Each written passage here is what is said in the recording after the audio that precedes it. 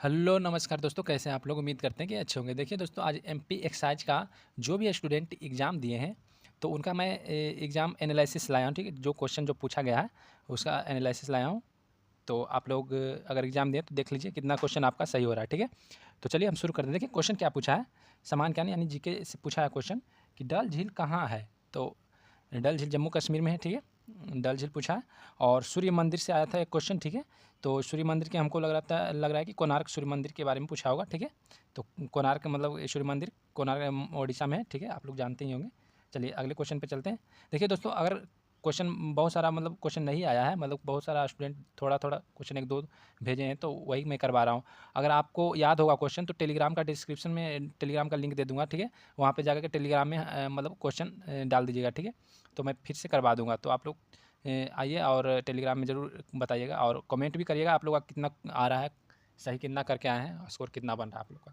चलिए अब तीसरा क्वेश्चन पूछा था कि पंडवानी नृत्य से संबंधित प्रश्न पूछा था। ठीक है, तो पंडवानी नृत्य छत्तीसगढ़ का है। ठीक है, यह छत्तीसगढ़ का लोक नृत्य है जो महाभारत की कथाओं पर आधारित है। ठीक है, चलिए अगले क्वेश्चन पूछा है। देखिए 4 नंबर क्वेश्चन पूछा है कि कालबेलिया नृत्य से पूछा है। ठीक है, तो ये राजस्थान का कालबेलिया नृत्य हो जाएगा। यह राजस्थान का प्रसिद्ध लोक नृत्य है जिसे यूनेस्को की अमृत विरासत सूची में शामिल किया गया था। ठीक है, तो एक क्वेश्चन पूछा था कि अनुच्छेद 78 से प्रश्न पूछा था। ठीक है, जो प्रधानमंत्री के कर्तव्य से संबंधित है। ठीक है, प्रधानमंत्री के कर्तव्य से संबंधित है अनुच्छेद 78। एक क्वेश्चन पूछा था कि रानी अवंतीबाई कहाँ की थी। तो रामगढ़ मध्य प्रदेश की रानी थी। ठीक है, रानी अवंतीबाई रामगढ़ यानी मध्य प्रदेश की थी। चलिए क्वेश्चन नंबर पूछा था कि कालिया घाट की मतलब किस लिए प्रसिद्ध है। तो कालिया घाट उज्जैन में क्षिप्रा नदी के तट पर स्थित है। ठीक है, क्षिप्रा नदी के तट पर स्थित है।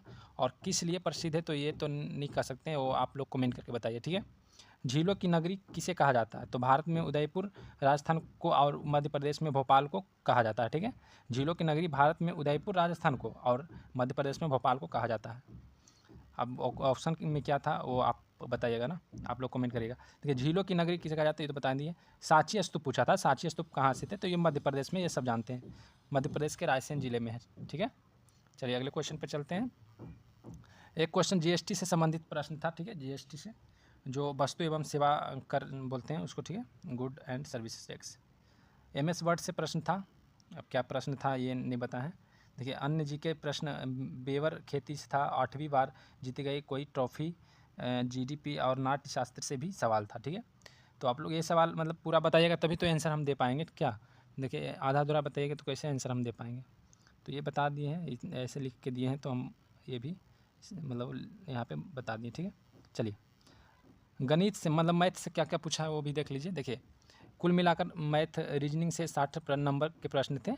और लाभ हानि से पूछा था 2-3 प्रश्न। और औसत से एक प्रश्न। और 8-9 भी लिखा, क्या लिखा एक जगह 8-9 भी लिखा है, पता नहीं क्या लिख के भेजे थे। देखिए चक्रवृद्धि ब्याज से पूछा है एक प्रश्न। और साधारण ब्याज से 2-3 प्रश्न था। क्रमचय संचय से 2 प्रश्न था। बहुलक से 1 प्रश्न था। अगर किन्हीं को याद है प्रश्न तो मतलब टेलीग्राम में भेज दीजिएगा। ठीक है, हम करवा देंगे। चलिए आयु से 2 प्रश्न था। ज्यामिति से 1 प्रश्न था। समय और कार्य से 1-2 प्रश्न था। क्षेत्रमिति से 2-3 प्रश्न था।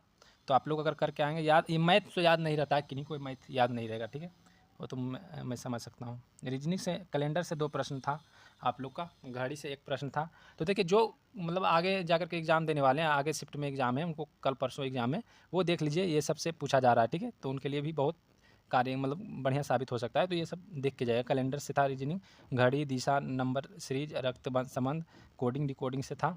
ठीक है, अब देखिए विज्ञान यानी साइंस से पूछा था कि दर्पण। देखिए दर्पण से प्रश्न था। भौतिक विज्ञान से, रसायन विज्ञान से था। केमिस्ट्री से 5-7 प्रश्न था। भौतिक विज्ञान फिजिक्स से 1 से 3 प्रश्न था। और जीव विज्ञान से यानी बायोलॉजी से 2 से 3 प्रश्न था।